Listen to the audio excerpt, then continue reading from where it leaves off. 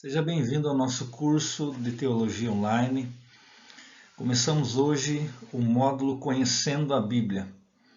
Espero que você seja abençoado com esse conteúdo, porque durante todo o curso a Bíblia vai ser o nosso manual dentro de todas as áreas da teologia que nós vamos estar estudando. Dentro dessa disciplina, Conhecendo a Bíblia, nós vamos estudar vários temas relacionados à Palavra de Deus. A origem dela, como Deus se revelou ao homem através dela, a formação do Antigo e do Novo Testamento, a estrutura dos livros que compõem a Bíblia Sagrada. Vamos observar a sua autenticidade, a sua inerrância, o que é revelação, inspiração, iluminação. E também, é lógico, vamos também poder olhar para ela e ver como que ela chegou até os nossos dias. Como que Deus foi revelando a palavra dele e quando que de fato ela se tornou esse livro onde contém esses 66 livros. Então vamos ver os materiais que foram utilizados, os instrumentos que foram utilizados na história para a formação da Bíblia Sagrada, o manual da fé de todo cristão. Sabemos que a palavra de Deus ela é poderosa para transformar o ser humano, mas também nós sabemos que desde o início nós já encontramos no livro do Gênesis um ser que sempre tentou desvirtuar essa palavra. Então, o capítulo 2 de Gênesis, nós vamos ver que Deus havia dado uma ordem para o ser humano. A palavra de Deus, a revelação da vontade de Deus foi dada ao homem. Ele poderia comer livremente de tudo, menos do fruto de uma árvore específica. Porém, nós já vemos no início que Satanás ele vai se utilizar desse mecanismo de distorcer a palavra revelada de Deus. E embora Satanás falou algo verdadeiro no sentido de que Deus havia falado que toda árvore do jardim poderia do seu fruto ser comido, ele omitiu a parte na conversa com Eva, a parte relacionada à proibição. Então, o capítulo 3, nos primeiros versículos, nós vemos que há essa distorção. Quando Jesus foi tentado também no deserto, nós vamos ver que Satanás está lá novamente e ele vai também distorcer a palavra.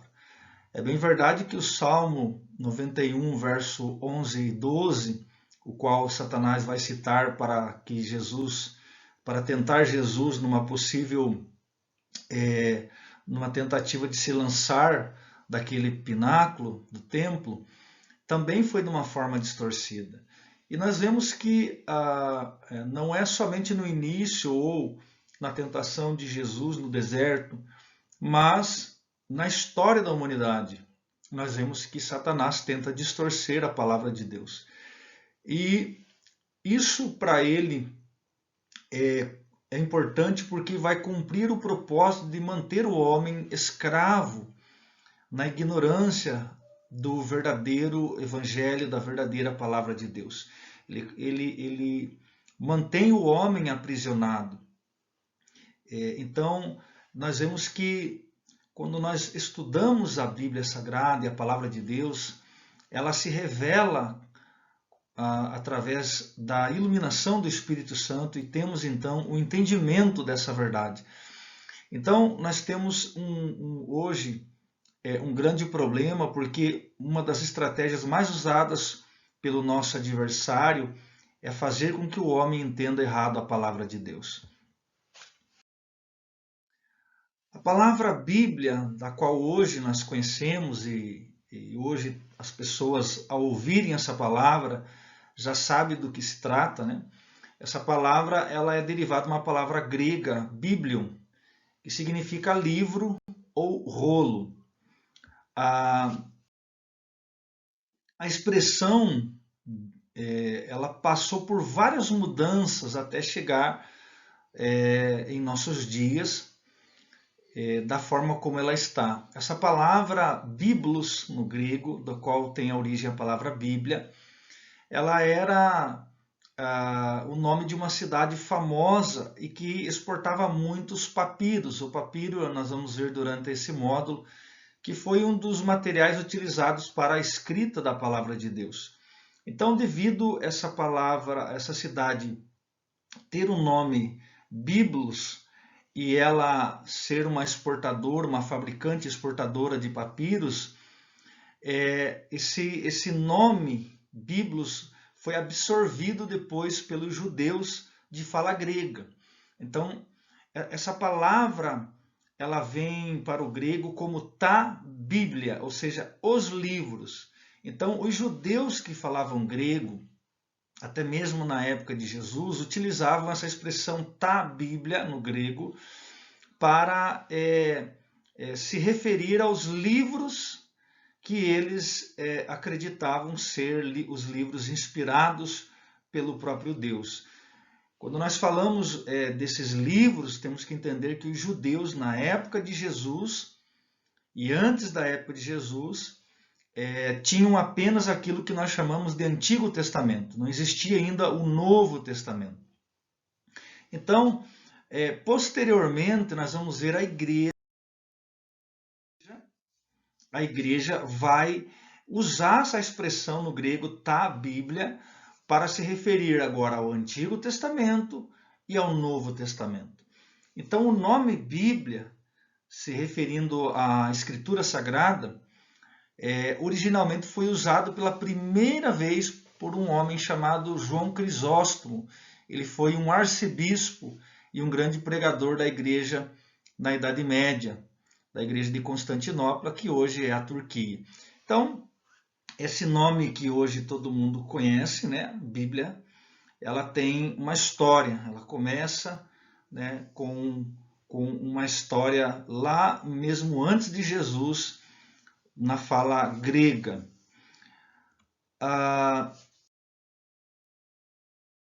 Um outro nome que nós poderíamos citar aqui também, né, se referindo a um dos primeiros personagens a se referir para esse conjunto de livros, de alguma forma, é Jerônimo, que foi o homem que traduziu a Escritura Sagrada do grego para o latim, e ele chamava tanto o conjunto do Antigo como o Novo Testamento de Biblioteca Divina. Então essa uma parte introdutória dessa matéria para nós entendermos aí da onde surgiu esse nome Bíblia. Qual é a importância da Bíblia Sagrada? Ela, de fato, ela é muito importante porque se o homem soubesse o que realmente está escrito dentro da Escritura Sagrada, ele entenderia, acharia o caminho para a vida eterna. Então nós vemos nesse gráficozinho que a Bíblia ela continua sendo o livro mais vendido de todos os tempos, chegando numa marca aí de 5 bilhões de cópias, ficando muito acima do segundo colocado. Mas como o Brunelli diz, não é sem motivo que ela é o livro mais vendido do mundo, pois além de sua inigualável e absoluta importância espiritual, ela deve ser respeitada pelo seu valor histórico, arqueológico, literário, retórico e ético. Então a Bíblia, além de ela ser a revelação de Deus, ela também é um livro que nós encontramos dentro dela valores históricos. As histórias que estão ali não são lendas, elas são confirmadas até mesmo pela arqueologia, até mesmo pela história secular. Então, além dela ter essa importância espiritual, como Jesus Cristo fala em João capítulo 6, versículo 66, as minhas palavras são espírito e vida. Quando o homem realmente se dedica em lê-la com um espírito voltado para receber ou entender mais de Deus, essa palavra ela é viva, ela transforma o ser humano. Mas também ela tem o seu valor histórico, arqueológico, ético, essa palavra de Deus, essa Bíblia Sagrada, ela é de suma importância para a humanidade. A Bíblia Sagrada, ela tem transformado vidas em todos os lugares desse planeta. Então, você que está assistindo esse vídeo, com certeza é uma prova viva de que a Bíblia transformou a sua vida. E quando nós olhamos para a Bíblia Sagrada na questão da história da humanidade, nós vamos ver que ela ajudou a moldar e a mudar o mundo, principalmente o nosso mundo ocidental. É lógico que muitas pessoas utilizaram a Bíblia para escravizar as pessoas, para enganar as pessoas. Até os dias de hoje, tem pessoas que utilizam a Bíblia para fazer isso. Mas toda vez que a Bíblia foi usada, segundo a verdade que está nela, ela transformou pessoas. E não somente pessoas, mas transformou nações. Ela impediu até mesmo guerras acontecerem entre nações. Então, a Bíblia, por ser a revelação do Criador ao ser humano, ela tem o poder para transformar até mesmo nações. Uma outra coisa importante também é que as grandes universidades que existem hoje, elas foram criadas, fundadas por cristãos. Se você imaginar as mais importantes hoje, como Princeton, Oxford, Yale, Harvard e tantas outras universidades que hoje são bem conceituadas, famosas no mundo, foram fundadas por pessoas cristãs, por pastores, por homens de Deus. E várias delas tinham como fim a educação religiosa. Isso aqui é interessante porque muitas pessoas dizem assim que a questão religiosa ela não deve se misturar com a questão científica. A questão religiosa não deve estar dentro das universidades. Isso é uma prova, quando a gente olha para esse fato histórico, isso é uma prova de que a tese de que a fé religiosa seria um empecilho para o desenvolvimento da ciência está totalmente errado. Porque as universidades hoje que detêm aí os prêmios, o prêmio Nobel, né? As pessoas no mundo científico que recebem o prêmio Nobel e que foram pessoas que estudaram nessas universidades ou até talvez lecionam nessas universidades, estão ali porque cristãos começaram esse trabalho, né? Então, a Bíblia ela é importante até mesmo no contexto secular. Talvez você já foi questionado, e nós nesse momento vamos trabalhar um pouquinho sobre a autenticidade da Bíblia. Talvez você já foi questionado, já foi perguntado se realmente a palavra, né, a Bíblia Sagrada, ela é a palavra de Deus, do Criador. Será que ela não é apenas palavras humanas? Porque homens escreveram. Então, se o homem é falho, será que ele não errou? Ou será que ele não mentiu? Então, nós vamos ver aqui que há alguns argumentos que provam a autenticidade da Bíblia, mesmo ela tendo sido escrita por homens, mesmo ela tendo sido escrita por pessoas falhas. Nós vamos apresentar aqui 5 argumentos que comprovam a autenticidade da Bíblia. E esses argumentos são argumentos muito importantes até mesmo para defender a nossa fé, com relação às pessoas que questionam se realmente há uma verdade na Bíblia. Será que não são lendas que estão sendo faladas ali? Será que o homem não escreveu para manipular as pessoas? Vamos dar uma olhadinha nesses 5 argumentos com relação à autenticidade da Bíblia. O primeiro argumento é a experiência pessoal na vida do ser humano. Se a Bíblia ela não fosse verdadeira, se ela não fosse realmente aquilo que ela diz que é, então ela não teria o poder de transformar vidas, ela não teria esse poder de mudar o caráter do indivíduo, de levar esse indivíduo a ser uma pessoa melhor. Então, esse é o primeiro argumento, e é um argumento experimental, é um argumento válido, porque ela transformou a minha vida, transformou a sua vida. Então, quando realmente o homem busca na Bíblia Sagrada a verdade, ele vai encontrar e vai ter uma experiência pessoal.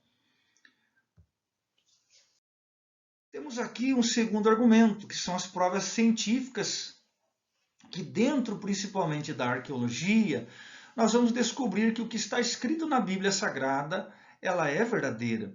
Nós temos ali descobertas, né, nesse slide que você está vendo, que reforçam a autenticidade da Bíblia.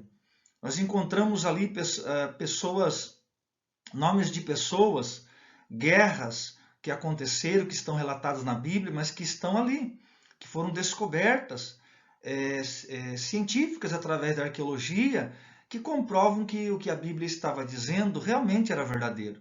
Então, essa é uma prova irrefutável de que a Bíblia ela não é um livro de mentiras, não é um livro de conto de fadas, mas é um livro verdadeiro.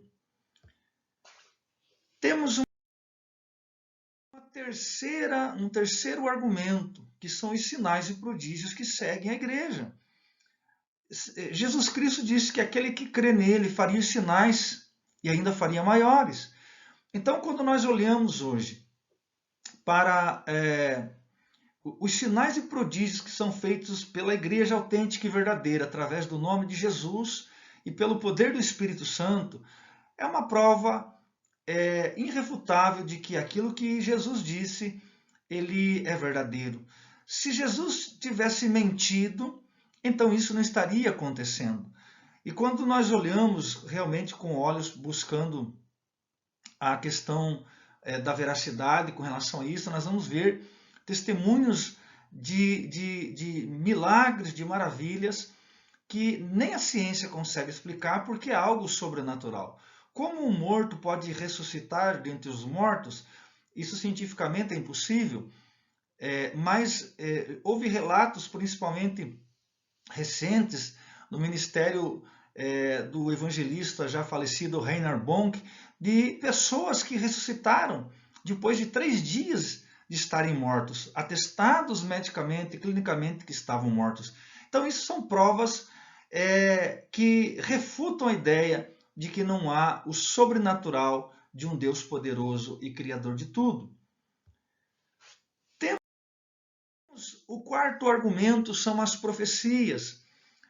As profecias, elas estão se cumprindo, algumas já se cumpriram e outras vão se cumprir. Eu coloquei aí para vocês uma sugestão de filme baseado na vida de Josh McDowell e um livro que ele escreveu, que foi quando ele era ateu, né, ele foi confrontado por alguns cristãos, os quais Josh McDowell, por não acreditar em Jesus, queria que esses cristãos onde ele estudava, na universidade onde ele estudava, ele queria que provassem para ele que Jesus realmente existiu. E aí os cristãos colocaram uma outra ideia. Nos prove você que ele não existiu. Esse livro, então, a pesquisa que Josh McDowell fez, que através dessas pesquisas ele conseguiu realmente entender e crer que Jesus não era um mito, mas ele realmente existiu. E o que aconteceu através da vinda dele não pode ter sido uma mentira feita pelos seguidores de Jesus. Então é interessante porque nesse livro ele usa uma proporção lógica com relação aos cumprimentos das profecias. Profecias que foram feitas antes de Jesus e que se cumpriram em Jesus. Mais de 300 profecias se cumpriram. E isso não pode ser o acaso. Isso não pode ser algo que aconteceu por acaso.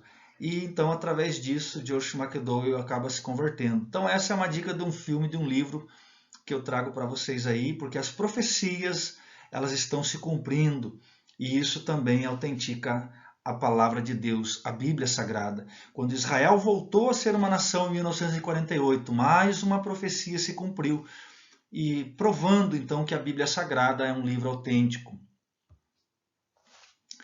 Temos como quinta argumentação a inerrância da Bíblia. A Bíblia ela não contém erros. É interessante que houve uma descoberta na década de 50 do século, no século 20, por volta aí de 1957, 58, foram descobertos manuscritos que eram datados do século 3 a.C. E esses manuscritos, a grande maioria deles estavam intactos, quase que intactos. Por exemplo, o livro de Isaías estava quase que completo. E aí os biblistas tiveram a oportunidade de comparar esses manuscritos que eram antes de Jesus com manuscritos que estavam a mais de 1000 anos de diferença depois de Jesus. A ideia na comparação era, bom, se a Bíblia ela contém erros, nós vamos ver erros então, porque são cópias que a distância delas é mais de 1000 anos. E eles puderam testificar que os erros que tinham dos copistas eram erros de grafia e não erros dentro do conteúdo histórico, dentro da narrativa histórica, dentro da doutrina, dentro do dogma. Então isso ficou comprovado que a Bíblia, por mais que ela passa anos e milhares de anos, ela foi preservada sem erro algum. É mais ou menos você imaginar você como um homem de Deus, uma mulher de Deus, tendo a incumbência de copiar a revelação de Deus. Você temendo a Deus, você jamais iria acrescentar algo ou tirar algo. Então, dessa maneira, esse quinto argumento também, ele refuta a ideia de que a Bíblia é um livro cheio de erros. Tá? Bom, nessa parte da nossa aula, nós vamos ver alguns termos relacionados à Bíblia Sagrada. Alguns termos que muitas vezes nós utilizamos de forma errada, mas dentro do nosso curso nós vamos tentar pontuar e entender o que é que significa essas palavras. A primeira delas é a palavra revelação. Então, a palavra revelação ela significa descobrir, desvendar, levantar o véu. Então, revelação significa o descobrimento, a manifestação de algo que está escondido. O que isso tem a ver, então, essa palavra com a Bíblia Sagrada? A Bíblia Sagrada ela é a revelação de Deus à humanidade. Então, aquilo que antes estava escondido foi revelado. E essa revelação é uma revelação que o próprio Deus quis se revelar ao homem. Então, Deus quis se comunicar com o homem. Então, por isso que a Bíblia Sagrada ela é fundamental para a nossa vida, porque ali está a revelação da vontade de Deus a todo ser humano. Deus ele vai se revelar de várias formas. Uma delas é a forma natural. É como está em Romanos capítulo 1, versículo de número 20, onde o apóstolo Paulo diz que o conhecer a Deus, o seu poder, a sua divindade, estão nas coisas que foram criadas. Então a criação, ela testemunha que há alguém que arquitetou, planejou, criou, organizou e sustenta todas as coisas. Embora a ciência moderna descobriu as leis que regem o universo, os primeiros cientistas foram claros em dizer que eles não descobriram algo fora do conceito de Deus. Eles apenas descobriram como Deus governa, sustenta o universo. Então, através da criação, nós recebemos a revelação desse Deus.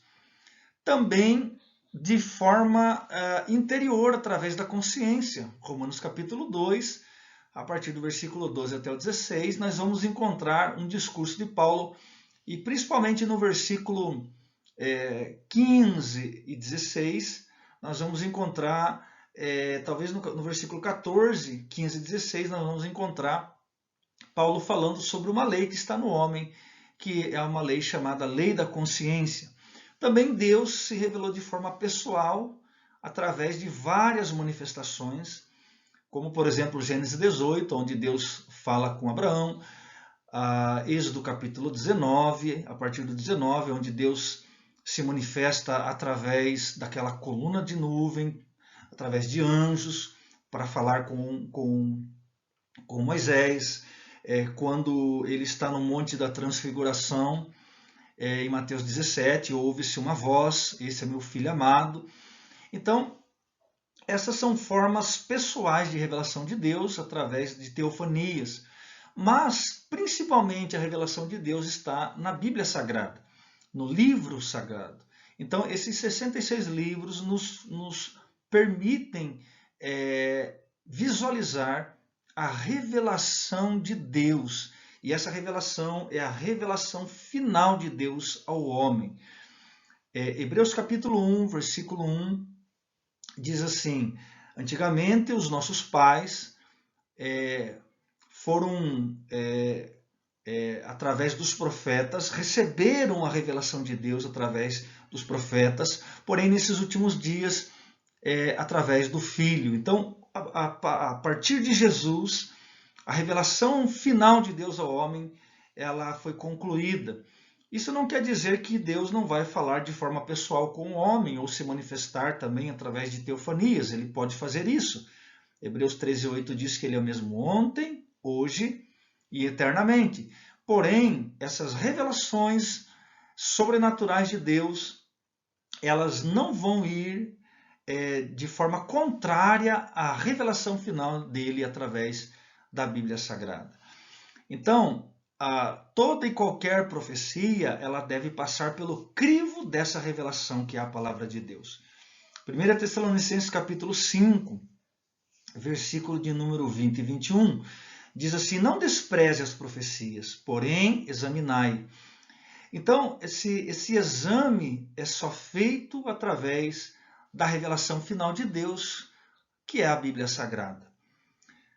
Um outro termo, também utilizado dentro da Bíblia, é a inspiração.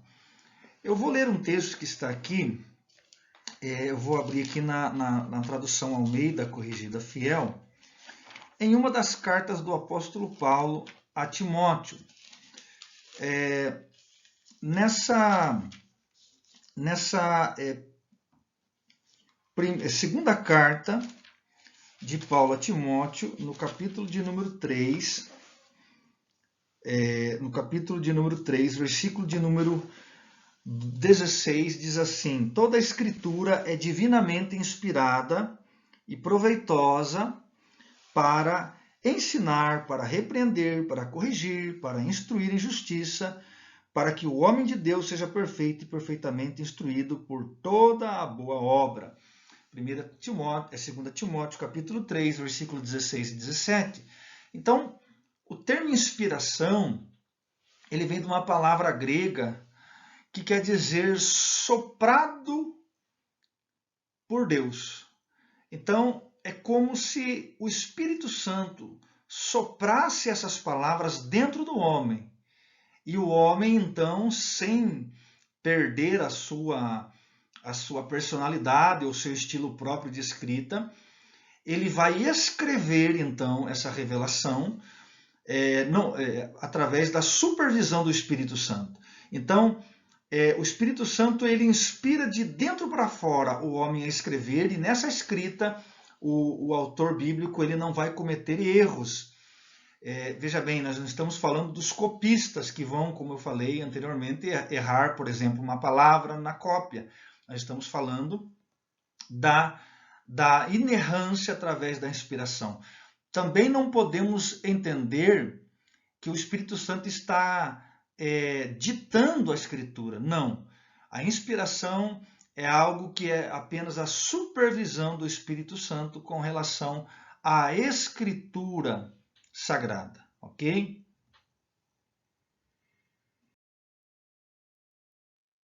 Ainda dentro do tema inspiração, ainda há pessoas sendo inspiradas hoje? Bom, essa pergunta é uma pergunta interessante, porque hoje nós temos várias literaturas, livros, desde livros devocionais, como livros teológicos. E essa pergunta é muito importante, porque ainda há pessoas escrevendo sobre a inspiração, sob a inspiração do Espírito de Deus. A resposta seria sim. Há pessoas inspiradas pelo Espírito de Deus escrevendo muitos livros bons. Porém, nós temos que tomar muito cuidado, porque nem tudo o que se escreve dentro desses livros é inspirado. Nós podemos ler um livro muito bom, que 90% dele esteja de acordo com a palavra de Deus, porém 10% pode não estar. E aqui também vale a mesma regra que nós já falamos nessa aula. Aquilo que realmente é do Espírito Santo não estará em desacordo com a palavra de Deus. Então nós temos que realmente tomar muito cuidado e pesquisar as fontes de informações, quem realmente é o autor do livro, a forma como ele acredita e o que ele prega, porque há muitos livros que não estão sendo escritos pela direção do Espírito Santo. Bom, vamos agora falar de um termo chamado iluminação. Então, a iluminação seria a capacidade intelectual que o Espírito Santo nos dá de compreender a Escritura. Aquilo que foi revelado por Deus na Bíblia Sagrada, escrito pela supervisão do Espírito Santo, ela traz ao ser humano que lê a iluminação, ou seja, o entendimento, a compreensão daquilo que está revelado na Palavra de Deus. Já estamos indo para o final da nossa aula, número 1. E a autoridade da Bíblia é algo também muito importante, porque quando nós falamos de autoridade da Bíblia, nós estamos reconhecendo ela como aquilo que governa a nossa vida. Então, a Bíblia ela é o livro que deve exercer autoridade. Muitas pessoas, nós vemos que muitas pessoas nesses dias têm dito que não concordam com a Bíblia, ou não concordam com tudo que está na Bíblia. E elas se denominam cristãs, porém, a palavra de Deus ela tem que exercer na totalidade dela a autoridade sobre a minha vida. Então, quando ela exerce essa autoridade, eu creio e eu obedeço o que está nela. De outra forma, ela não pode ser considerada como uma autoridade na minha vida. Mas a Bíblia ela é, ou deve ser, na vida de todos os cristãos, a que rege, a que governa, porque ali, como nós já falamos, está a revelação de Deus para o ser humano. Finalizando nossa primeira aula desse módulo Conhecendo a Bíblia ela tem um tema central, e o tema central está na pessoa de Jesus Cristo. O Antigo Testamento ele era a sombra que apontava para a realidade chamada Jesus. Por isso que Jesus vai dizer em Lucas 24:44 que a lei, os profetas e os salmos falavam dele. Então, a Bíblia ela está voltada para a pessoa de Jesus, pela qual o ser humano alcança a sua salvação. Como John Stott foi um grande teólogo, um pastor, um escritor anglicano britânico, ele vai dizer que se a cruz não for o centro da nossa religião, a nossa religião não é a de Jesus. Em outras palavras, Stott está querendo dizer que se a minha teologia, a minha fé, a minha crença não tem Jesus como centro e a sua obra do Calvário, então não é a religião que Jesus veio estabelecer para salvar o homem.